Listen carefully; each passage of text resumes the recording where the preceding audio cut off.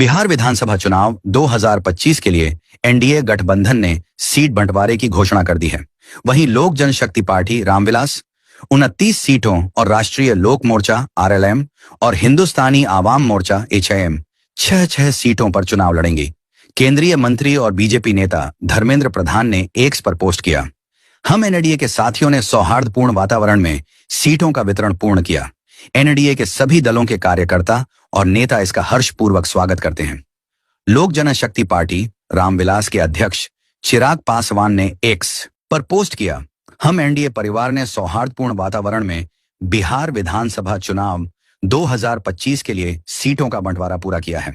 BJP नेता और बिहार प्रभारी विनोद तावड़े ने एक्स पर लिखा है, संगठित व समर्पित एनडीए आगामी बिहार विधानसभा चुनाव के लिए एनडीए परिवार के सभी सदस्यों ने सौहार्दपूर्ण वातावरण में आपसी सहमति से सीटों का वितरण पूर्ण किया। एनडीए के सभी दलों के नेताओं और कार्यकर्ताओं ने इस निर्णय का हर्षपूर्वक स्वागत किया है। सभी साथी कमर कस चुके हैं और बिहार में फिर से एनडीए सरकार बनाने के लिए संकल्पित हैं।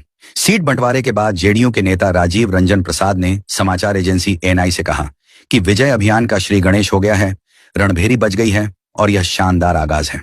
उन्होंने कहा, पांचों दलों की बैठकें लगातार हो रही थीं और अब सीट शेयरिंग का ऐलान हो गया है। पूरे दमखम के साथ लड़ेंगे और जीत दर्ज करेंगे।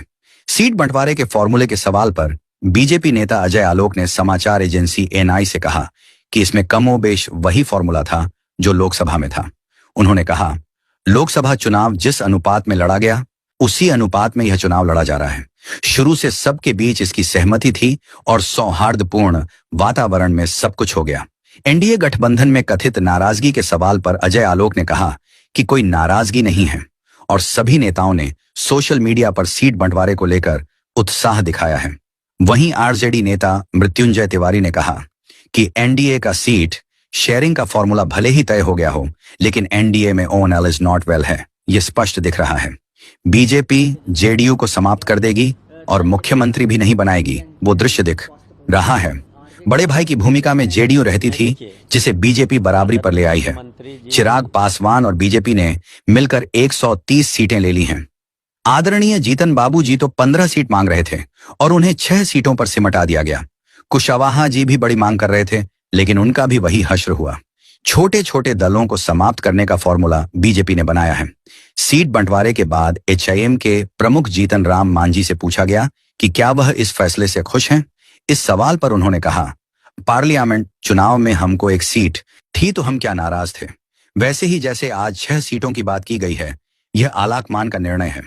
एलजेपी आर को 29 सीटें दिए जाने के सवाल पर उन्होंने कहा, दूसरे को क्या मिला है यह तो हमारे आलाकमान समझ सकते हैं।